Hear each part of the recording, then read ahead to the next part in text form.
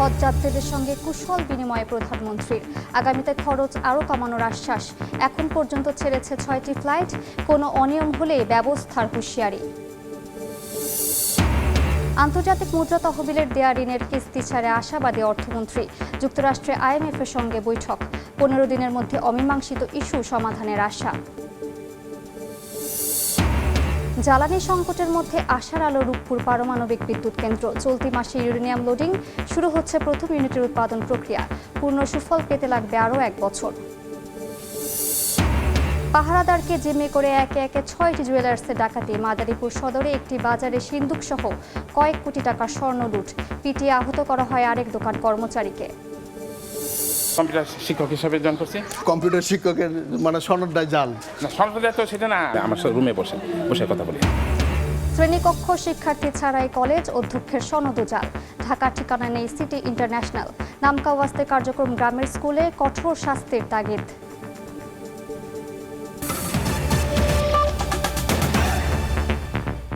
সময় সংবাদের সঙ্গে আছি আমি মালিহা সুহরওয়ার্দী। 20 জনকে নিয়ে ঢাকা ছেড়েছে প্রথম হজ ফ্লাইট। শুক্রবার রাতে কার্যক্রম উদ্বোধন করে হজ যাত্রীদের সঙ্গে কুশল বিনিময় করেন প্রধানমন্ত্রী তারেক রহমান। এবছর হজযাত্রার খরচ 12,000 টাকা কমানো হয়েছে। আগামী বছর আরও কমানো হবে বলে জানিয়েছেন তিনি। পরে ব্রিফিংয়ে ধর্মমন্ত্রী জানান, হজযাত্রা নির্বিঘ্ন করতে সর্বাত্মক চেষ্টা করছে সরকার। কোনো অনিয়ম মেনে নেওয়া হবে না বলে জানান তিনি। আর বিমানমন্ত্রী বলেন, ফ্লাইট শিডিউল ঠিক রাখতে তৎপর সরকার। হজযাত্রীদের সঙ্গে কুশল বিনিময়ে প্রধানমন্ত্রী তারেক রহমান কথা বলেন ফ্লাইটে থাকা প্রত্যেক যাত্রীর সঙ্গে। শোনেন সুবিধা অসুবিধার কথা। নিরাপদ যাত্রার প্রত্যাশা জানিয়ে সরকার প্রধান বলেন, আগামী বছর থেকে হজযাত্রায় সুযোগ সুবিধা বাড়াবে সরকার। পবিত্র কাবা শরীফে পৌঁছে হজযাত্রীদের আল্লাহর কাছে দেশের জন্য দোয়া করার আহ্বান জানান তারেক রহমান। এর আগে শুক্রবার রাত 10:30টার দিকে হজ ফ্লাইট কার্যক্রমের উদ্বোধন করেন প্রধানমন্ত্রী। পরিদর্শন করেন আশকোনা হজ ক্যাম্প। সার্বিক পরিস্থিতি জানতে কথা বলেন ক্যাম্প কর্মকর্তা ও হজযাত্রীদের সঙ্গে। এ সময় হজযাত্রার খরচ আগামীতে আরও কমানোর আশ্বাস দেন সরকার প্রধান। আগামী বছর ইনশাআল্লাহ আমরা যাতে আরো ভালোভাবে যাতে হাজিদের কষ্ট কম হয়।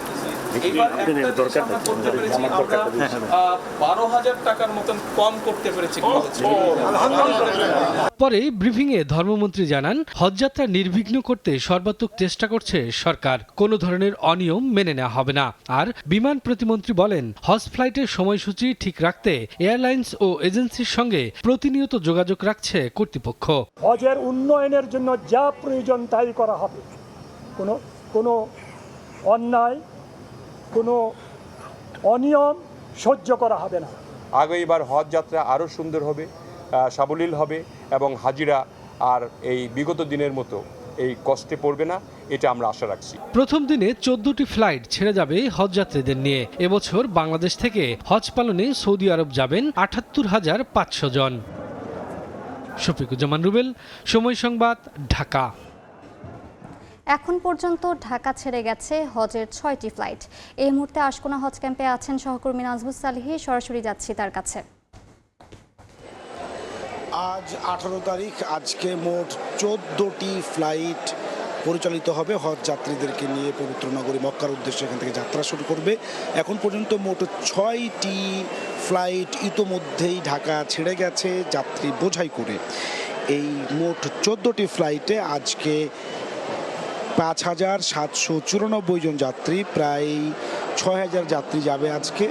মোট 78,500 যাত্রীর মধ্যে 205টি ফ্লাইটে আগামী মাসের 21 তারিখ পর্যন্ত, এপ্রিল 21 তারিখ পর্যন্ত চলবে হজ ফ্লাইট।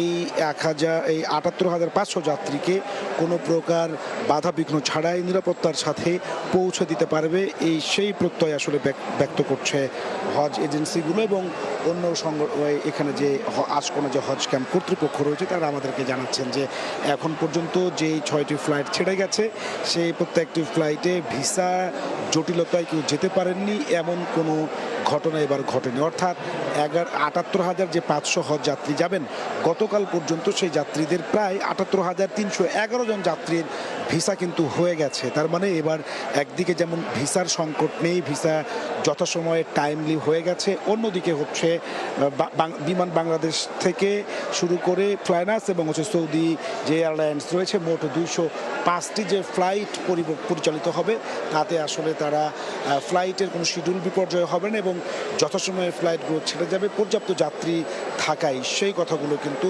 যেই এয়ারলাইন্স কর্তৃপক্ষ রয়েছে তারাও কিন্তু জানিয়েছে। অর্থাৎ এখন পর্যন্ত হজ যাত্রীদের ভিসা প্রাপ্তি এবং অন্যান্য যে কার্যক্রম তা নিয়ে তারা আসলে কোনো ধরনের আমাদেরকে এখন পর্যন্ত অভিযোগ করেননি। সব কিছু মিলিয়ে এই ছিল আমার কাছে আশকোনা হজ ক্যাম্প থেকে সর্বশেষ। যুক্ত ছিলাম আশকোনা হজ ক্যাম্পে। IMF এর ঋণের পরবর্তী কিস্তি নিয়ে শঙ্কা থাকলেও আশাবাদী অর্থমন্ত্রী আমির খসরু মাহমুদ চৌধুরী। আগামী 15 দিনের মধ্যে অমীমাংসিত ইস্যুগুলোর সমাধান হবে বলে প্রত্যাশা করেন তিনি। যুক্তরাষ্ট্রে IMF এর সঙ্গে সংশ্লিষ্ট বিষয়ে বৈঠক শেষে একথা জানান অর্থমন্ত্রী। আন্তর্জাতিক মুদ্রা তহবিল IMF এর দেওয়া ঋণের কিস্তি ছাড়ে আশাবাদী অর্থমন্ত্রী আমির খসরু মাহমুদ চৌধুরী। কিছু শর্ত পূরণে বাংলাদেশ পিছিয়ে থাকলেও আগামী 15 দিনের মধ্যেই বিষয়গুলো সমাধান হবে বলে মনে করেন তিনি। যুক্তরাষ্ট্রে IMF সদর দপ্তরে স্থানীয় সময় শুক্রবার দুটি টিমের সঙ্গে বৈঠক করে অর্থমন্ত্রীর নেতৃত্বাধীন ওয়াশিংটন ডিসিতে অবস্থান করা বাংলাদেশ মিশন। বৈঠক শেষে সাংবাদিকদের কাছে বিষয়টি তুলে ধরেন মন্ত্রী। IMF এর সাথে যে আলোচনাটা সেটা অব্যাহত থাকবে, কারণ আমরা অনেকগুলো ইস্যু সলভ করেছি, কয়েকটা ইস্যু এখন আলোচনার মধ্যে আছে, সেটা আমরা আগামী 15-20 দিনের মধ্যে এই ইস্যুগুলো আলোচনার মাধ্যমে সমাধান করার চেষ্টা করছি। ব্যাংক খাতের সংস্কারে ধীরগতি, নতুন ব্যাংক রেজুলেশন আইন, রাজস্ব আদায় পরিস্থিতি ভালো না হওয়ায় IMF পরবর্তী ঋণ ছাড় স্থগিত করেছে। কিছু গণমাধ্যম এমন তথ্য প্রকাশের বিষয়টি ঠিক নয় বলেও জানিয়েছেন মন্ত্রী। আমি তো মনে করি এখনো আমরা আলোচনা চলছে, সামনের দিকে যে বিষয়গুলো এখনো রিজলভ হয় নাই এগুলো আগামী দিনে আলোচনার মধ্যে আসবে, এটাই পরিষ্কার সিদ্ধান্ত। সুতরাং হ্যাঁ না তো বলার কোনো সুযোগ নাই, আর এটা বুঝতে হবে বিষয়গুলো একটা চলমান প্রক্রিয়া। IMF থেকে প্রতিশ্রুত $5.5 বিলিয়ন ঋণ কর্মসূচির আওতায় এখনও বাকি $1.86 বিলিয়ন। এর মধ্যে চলতি বছরের জুনের মধ্যে $1.3 বিলিয়ন ছাড়ের প্রত্যাশা নতুন সরকারের। সংস্থাটির শর্ত বাস্তবায়নে উদাসীনতা ঋণ ছাড়ে বাধা হতে পারে বলে মনে করছেন খাত সংশ্লিষ্টরা। তোফাজ্জল হোসাইন, সময় সংবাদ। সব ঠিক থাকলে চলতি মাসের শেষ দিকে শুরু হতে যাচ্ছে রূপপুরের জ্বালানি লোডিং কার্যক্রম। এর মধ্য দিয়ে শুরু হবে কেন্দ্রটির প্রথম ইউনিটের বিদ্যুৎ উৎপাদন প্রক্রিয়া। তবে নানা পরীক্ষা নিরীক্ষা চালিয়ে দেশের প্রথম পারমাণবিক বিদ্যুৎ কেন্দ্রের বাণিজ্যিক উৎপাদনের জন্য অপেক্ষায় থাকতে হবে আরও বছর খানেক। ফারুক ভুইয়া, রবিনের রিপোর্ট।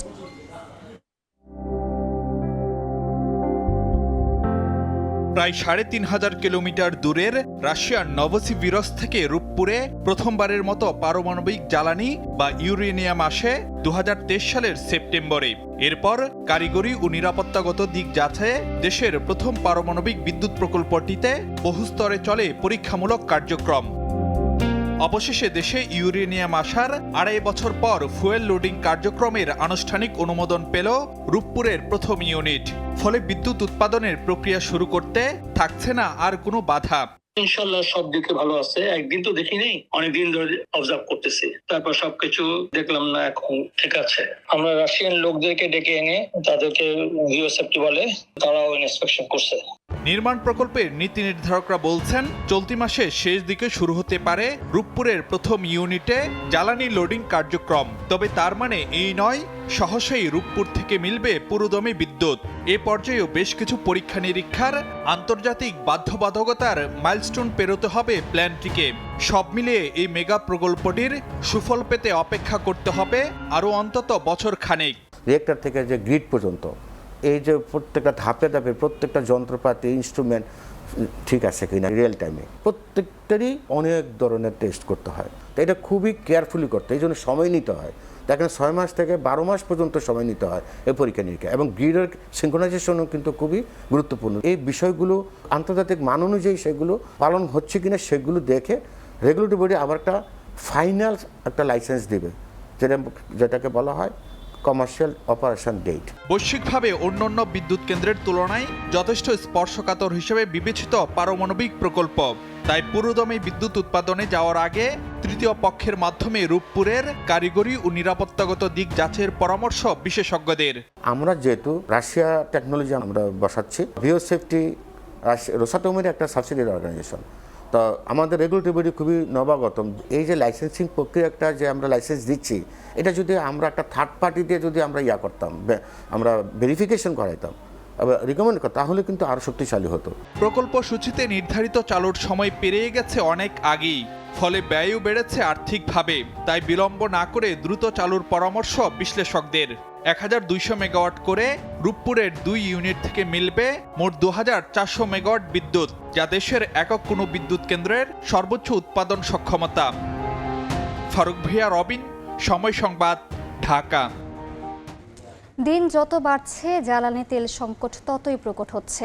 ঘন্টার পর ঘন্টা অপেক্ষা করেও জ্বালানি তেল পাচ্ছেন না গ্রাহকেরা। বিস্তারিত জানাতে রাজধানীর পরিবাগে আছেন সাইফুল ইসলাম এবং টাঙ্গাইলে আছেন সহকর্মী কাদির তালুকদার। সরাসরি প্রথমেই যাচ্ছি সাইফুলের কাছে। একদিকে তীব্র গরম, অন্যদিকে ঘন্টার পর ঘন্টা লাইনে দাঁড়িয়ে আছে একটু তেলের জন্য সাধারণ মানুষ বা চালকরা।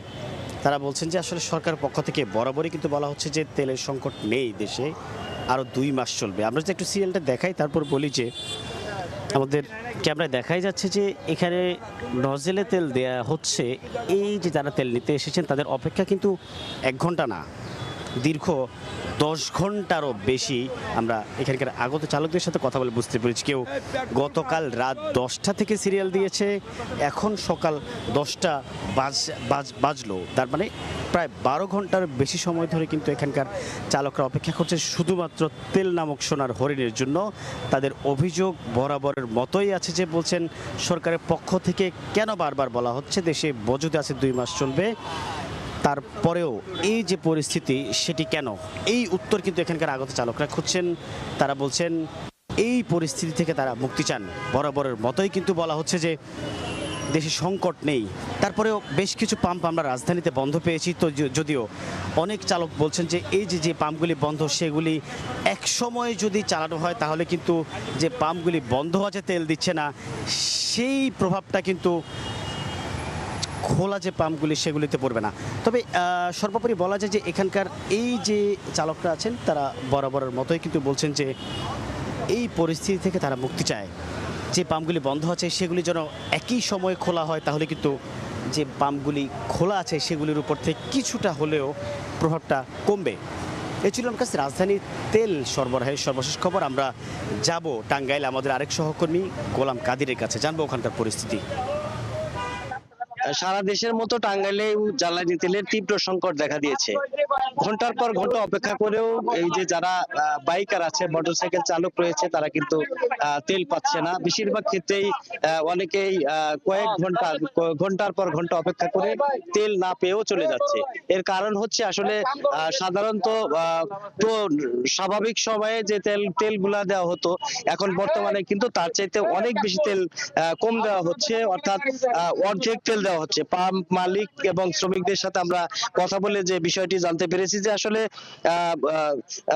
অন্যান্য সময়ে যে পরিমাণ তেল দেওয়া হতো পাম্পগুলোতে, এখন তার অর্ধেক দেওয়ার কারণে আসলে বেশিরভাগ সময় দেখা যাচ্ছে যে তেল অর্ধেক দিলেই শেষ হয়ে যাচ্ছে। অর্থাৎ প্রতিদিন আমরা জেনেছি যে 8,000 থেকে 9,000 লিটার তেল সরবরাহ করতেন অন্যান্য সময়ে, এখন কিন্তু তার অর্ধেক তেল দিচ্ছে। যেই কারণে আসলে যারা এখানে তেল সংগ্রহ করতে যারা এসেছেন তারা কিন্তু স্বাভাবিকভাবে তেল পাচ্ছেন না, ঘন্টার পর ঘন্টা অপেক্ষা করছেন। আমরা কথা বলেছিলাম যারা এখানে তেল সংগ্রহ করতে এসেছে।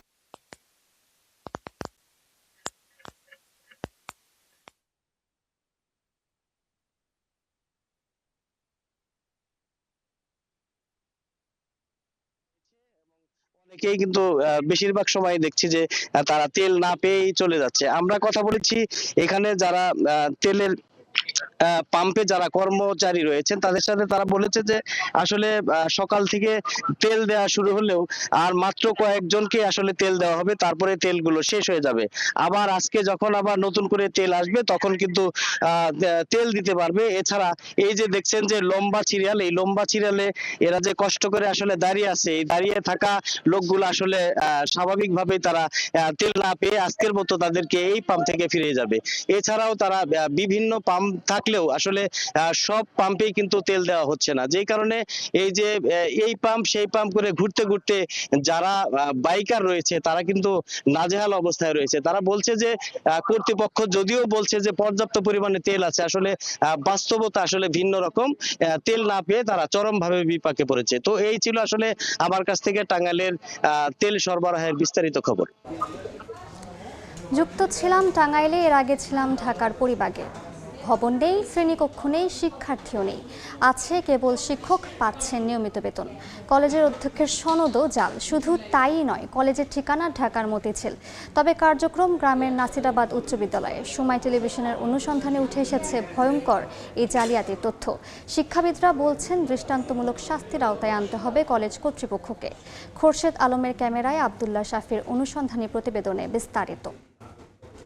কম্পিউটার শিক্ষক হিসাবে জয়েন করছি। কম্পিউটার শিক্ষকের মানে সনদটা জাল। না, সনদ তো সেটা না।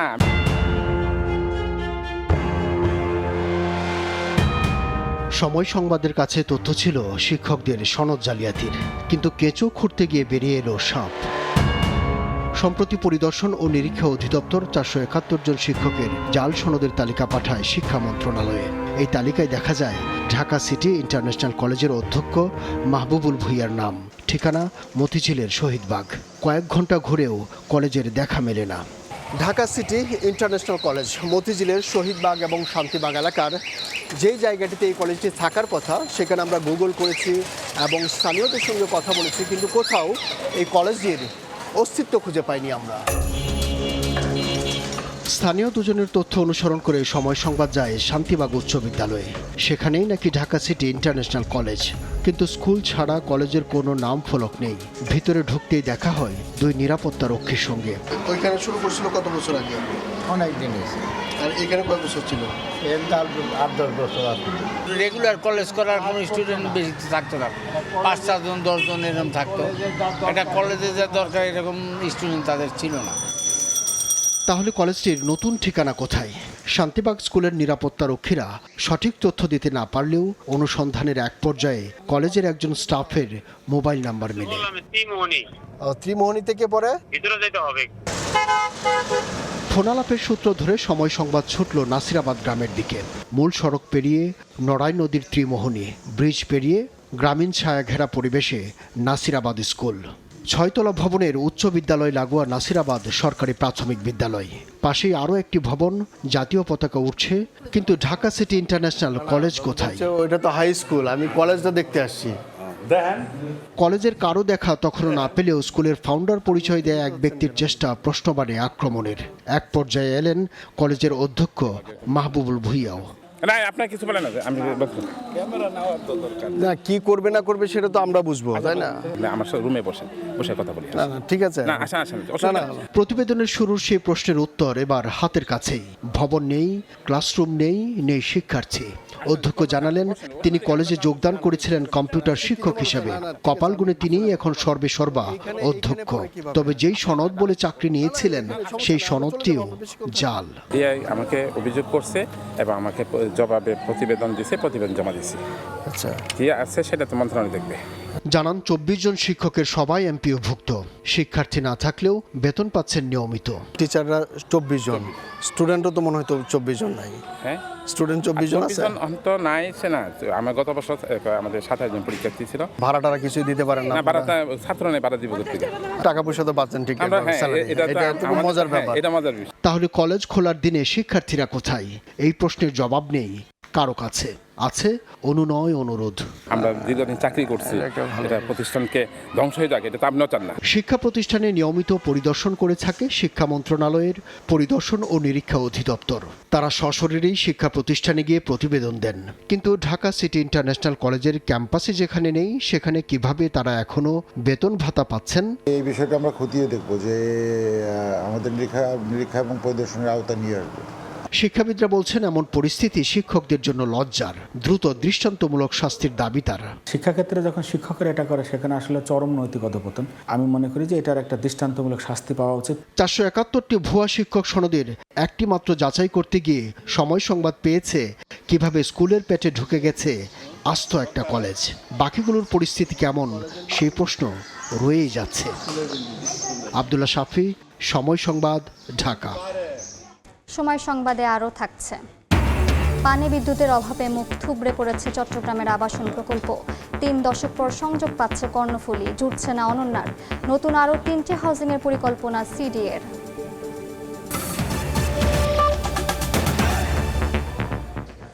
হামের উপসর্গ নিয়ে প্রতিদিনই হাসপাতালে ভিড় বাড়ছে। এই মুহূর্তে রাজধানীর মহাখালীর ডিএনসিসি ডেডিকেটেড হাসপাতালে আছেন রিপোর্টার মনির হোসেন এবং ব্রাহ্মণবাড়িয়া জেনারেল হাসপাতালে আছেন উজ্জ্বল চক্রবর্তী। সরাসরি শুরুতেই যাচ্ছি মনিরের কাছে।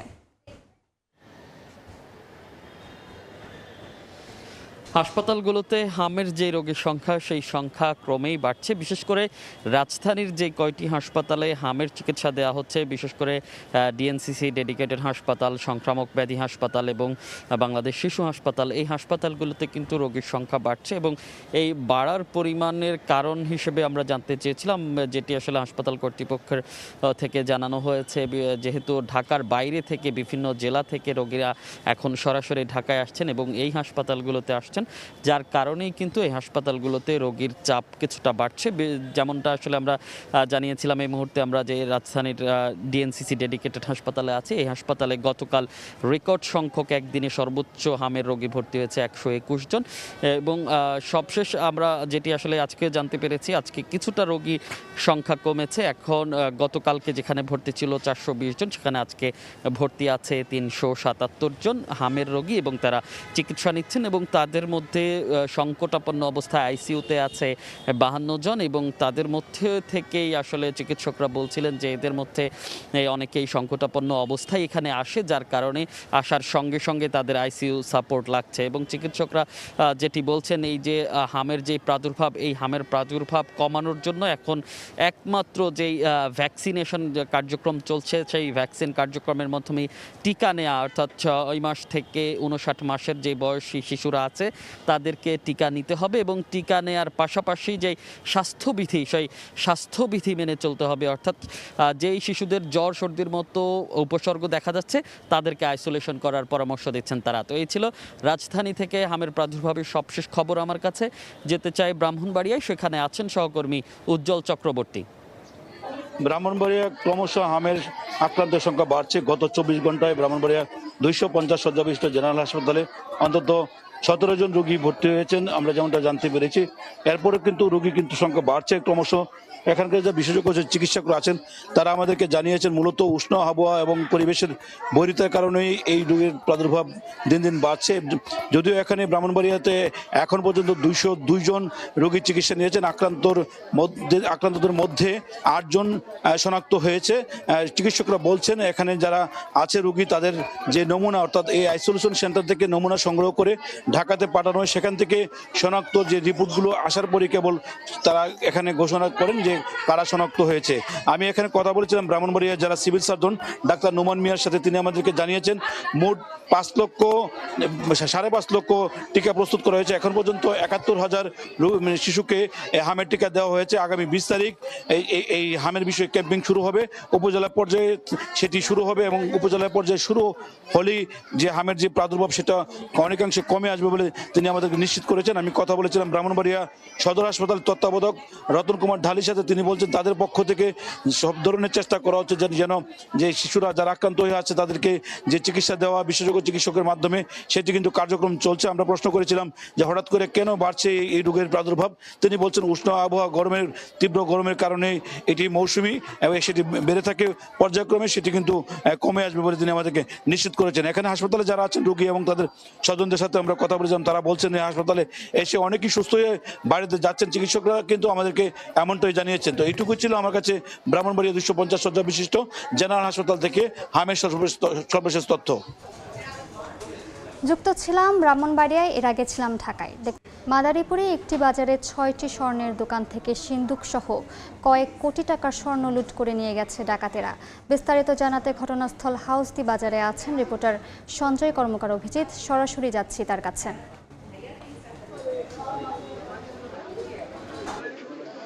মাদারীপুর সদর উপজেলার দুধখালী ইউনিয়নের হাউসদি বাজারে ভয়াবহ ডাকাতির ঘটনা ঘটেছে। আমরা সবশেষ তথ্য পেয়েছি যে গত মধ্যরাতে যখন লোডশেডিং চলছিল ঠিক তখনই একদল মুখোশধারী ডাকাত এই বাজারে স্বর্ণের যে স্বর্ণকার পট্টি রয়েছে সেখানে হানা দেয়। পরবর্তীতে তারা একে একে 6টি স্বর্ণের দোকানে তারা দুর্ধর্ষ ডাকাতি চালায় এবং এখানে যে স্বর্ণ রাখার যে বিশেষ করে সিন্দুক থাকে সেই সিন্দুক থেকে কিন্তু তারা স্বর্ণ লুট করেছে এবং কয়েকটি সিন্দুকও তারা নিয়ে গেছে। আমরা কথা বলেছিলাম মাদারীপুর অতিরিক্ত পুলিশ সুপার রফিক ভাবনার সাথে। তিনি আমাদেরকে জানিয়েছেন যে এই ঘটনায় যারা দোষী এবং যারা এই ঘটনার সাথে জড়িত তাদেরকে আইনের আওতায় আনা হবে। যখন ডাকাতি শুরু হয় তখন পাশের দোকানের এক রাজমিস্ত্রি মিলন মুন্সি তিনি বিষয়টি টের পান, আর পরবর্তীতে টের পাওয়ার সাথে সাথে কিন্তু তিনি যখন এগিয়ে আসেন ঠিক ডাকাতরা তার উপর হামলা চালায়, হাত পা বেঁধে তাকে মারধর করে। এরপর একে একে 6টি দোকানে লুটপাট চালায় ডাকাত এবং ঠিক পাশে যখন তারা বেরিয়ে যাচ্ছিল সে সময় আরো 2টি দোকানে কিন্তু তারা একটি কসমেটিক্স এবং একটি মুদি দোকানে তারা এই ডাকাতির ঘটনা চালায় এবং পরবর্তীতে খবর পেয়ে মাদারীপুর সদর মডেল থানা পুলিশ এবং গোয়েন্দা পুলিশের পাশাপাশি অতিরিক্ত পুলিশ কিন্তু ঘটনাস্থল পরিদর্শন করে এবং এই ঘটনায় যারা দোষী এবং তাদের খোঁজার ব্যাপারে এবং আইনগত ব্যবস্থা গ্রহণের ব্যাপারে তৎপর রয়েছে আইন শৃঙ্খলা বাহিনী। তো এই ছিল আমার কাছে মাদারীপুরের যে 6টি দোকানে দুর্ধর্ষ ডাকাতি হয়েছে সেখান থেকে সবশেষ। যুক্ত ছিলাম মাদারীপুরে। মুখ থুবড়ে পড়া 1800 প্লটের অনন্যা এবং 517 প্লটের কর্ণফুলী আবাসিক এলাকায় অবশেষে আবাসন গড়ে তোলার পরিকল্পনা নিয়েছে সিডিএ। পাশাপাশি বায়েজিদ বাইপাস, পতেঙ্গা বেভিউ ও হাটহাজারীর ফতেয়াবাদে গড়ে তোলা হবে আধুনিক সুযোগ সুবিধার নতুন 3টি হাউজিং প্রকল্প। শাখাওয়াত টিপুর ক্যামেরায় বিস্তারিত জানাচ্ছেন কমল দে। শুধুমাত্র পানির সংযোগের অভাবে 1995 সাল থেকে এভাবে পড়ে আছে চট্টগ্রাম উন্নয়ন কর্তৃপক্ষের 52 একর জায়গার উপর গড়ে ওঠা 517 প্লটের কর্ণফুলী আবাসিক এলাকা। 33 বছরের আন্দোলন সংগ্রামের পর অবশেষে বোয়ালখালীর ভান্ডাল জুড়ি থেকে পানির সংযোগ দিতে সম্মত হয়েছে চট্টগ্রাম ওয়াসা। কম খরচে স্বল্প খরচে এই জায়গাটা ডেভেলপ করা যায় সেই পরিকল্পনাটা গ্রহণ করতে হবে। কিন্তু পানি কিংবা বিদ্যুৎ সংযোগ না পাওয়ার পাশাপাশি ভূমি সংক্রান্ত জটিলতায় 2008 সাল থেকে আটকে আছে অনন্যা আবাসিক প্রকল্প। সমন্বয় করে যথাসময়ে এই প্রকল্প দুইটাতে এই ইউটিলিটি সার্ভিসের ব্যবস্থা করা। পরিকল্পিত আবাসিকে ঘর না উঠলেও পাহাড় কেটে জলাশয় ভরাট করে কিংবা ড্রেন দখল করে ঠিকই বহুতল ভবন তুলছে নগরবাসী। এতে যেমন পরিবেশের বিপর্যয় ঘটছে তেমনি বাড়িয়ে তুলছে দুর্ঘটনা ঝুঁকি। সিটি কর্পোরেশনের অধিভুক্ত 60 বর্গ মাইলের এই নগরীতে সিডিএর অনুমোদিত বহুতল ভবন রয়েছে 4,02,000। কর্ণফুলী হাউজিং সোসাইটি যদি আবাসন হয় এবং অনন্যতা আবাসন হয় তাহলে নগরীর উপর যে চাপ এই চাপটা কমবে। এই অবস্থায় নগরীর পতেঙ্গার সাগর পাড়ে বেভিউ, বায়েজিদ বাইপাস এবং হাটহাজারীর ফতেয়াবাদে নতুন 3টি আবাসনের পরিকল্পনা নিয়েছে সিডিএ। সিডিএর অনেকগুলো প্রকল্প দেখা যাচ্ছে যে এগুলো ব্যর্থতা পর্যবসিত হয়েছে এবং সিডিএর জন্য লায়াবিলিটিস হয়ে গেছে অনেক মার্কেট এবং বিভিন্ন প্রকল্পগুলো। স্বাধীনতার আগে 2টি এবং পরবর্তীতে আরও 8টি সহ মোট 10টি আবাসিক প্রকল্প বাস্তবায়ন করেছে সিডিএ। আর অধিকাংশ আবাসিক এলাকা জলবদ্ধতা সহ নানা সমস্যায় আক্রান্ত। কমল দে, সময় সংবাদ, চট্টগ্রাম। সময় সংবাদ। বিমানবন্দর, রানওয়ে, অবকাঠামো, জনবল থাকলেও ডানা মেলে না উড়োজাহাজ। প্রায় 3 দশক ধরে বন্ধ দ্বিতীয় বিশ্বযুদ্ধের স্মৃতি বিজড়িত কুমিল্লা বিমানবন্দর। শুধু নেভিগেশন সিগন্যাল সেবা দিয়ে প্রতি বছর আয় করছে কোটি কোটি টাকার বৈদেশিক মুদ্রা। সরকারও পাচ্ছে বড় অঙ্কের রাজস্ব। বিস্তারিত ইশতিয়াক আহমেদের রিপোর্টে। এই রানওয়ে শুধু কংক্রিট নয়, থেমে থাকা সম্ভাবনার গল্প। এই টার্মিনাল শুধু ভবন নয়, দীর্ঘ অপেক্ষার প্রতীক। কুমিল্লা বিমানবন্দর, যেখানে মাটিতে নেই বিমান কিন্তু আকাশে আছে ব্যস্ততা। কুমিল্লা শহরের দক্ষিণে ৭৭ একর জায়গা জুড়ে দাঁড়িয়ে থাকা এই বিমানবন্দর নির্মিত হয় দ্বিতীয় বিশ্বযুদ্ধের সময়। ১৯৪১ থেকে ৪২ সালে ব্রিটিশ ও মার্কিন বাহিনী এটি ব্যবহার করত সামরিক কাজে। স্বাধীনতার পর ১৯৭৬ সাল পর্যন্ত চলেছে অভ্যন্তরীণ ফ্লাইট, পরে লোকসানে বন্ধ হয়। ১৯৯৪ সালে নতুন আশায় চালু হলেও মাত্র ২ সপ্তাহে থেমে যায় পুনরায়। তারপর থেকে প্রায় ৩ দশক নীরব কুমিল্লা বিমানবন্দর। তবে থেমে নেই কাজ, বন্ধ নেই আয়, বন্ধ নেই আকাশ সেবা।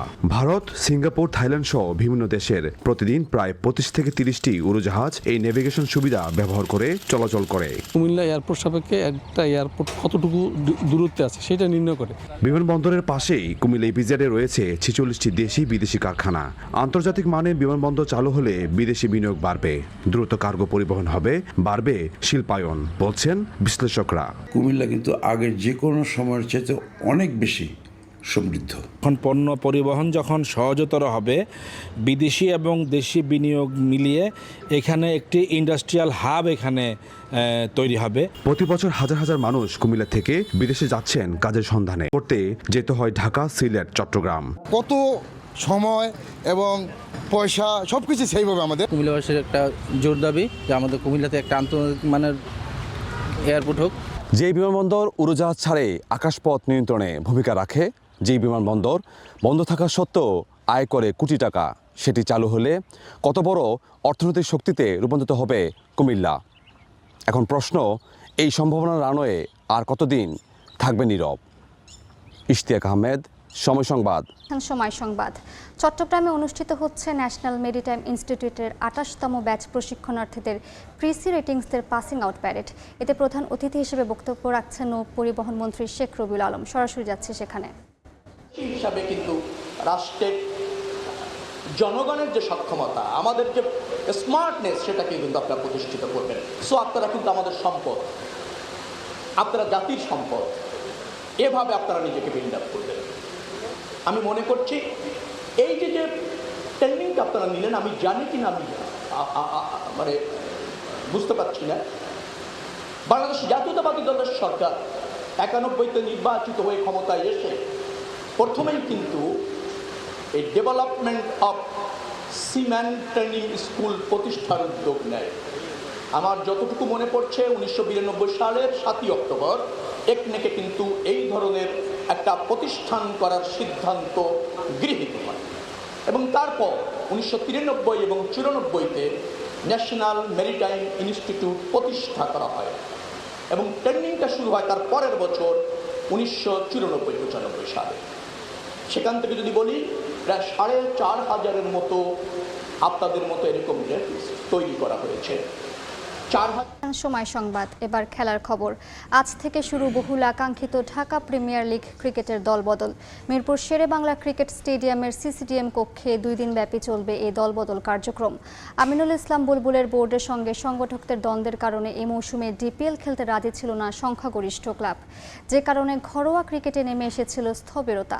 তামিম ইকবালের অ্যাডহক কমিটি দায়িত্ব নেওয়ার পর 12 ক্লাবের সঙ্গে আলোচনা করে নতুন দিন তারিখ নির্ধারণ করে সিসিডিএম, যার ধারাবাহিকতায় আজ এবং কাল 2 দিন চলবে ক্রিকেটারদের দলবদল এবং নিবন্ধন প্রক্রিয়া। সকাল 11টা থেকে শুরু হয়ে কার্যক্রম চলবে বিকেল 5টা পর্যন্ত।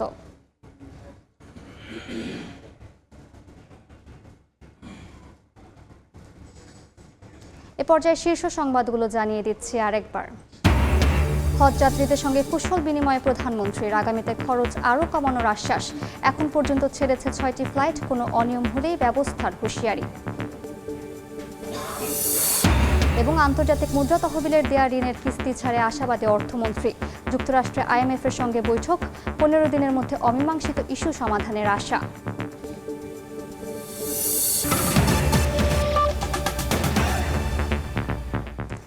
এ ছিল সকাল 10টার সময় সংবাদ। এরপর এই সময়ের বাণিজ্যের সঙ্গে থাকবেন সহকর্মী মাহাদি ইসলাম ধ্রুব।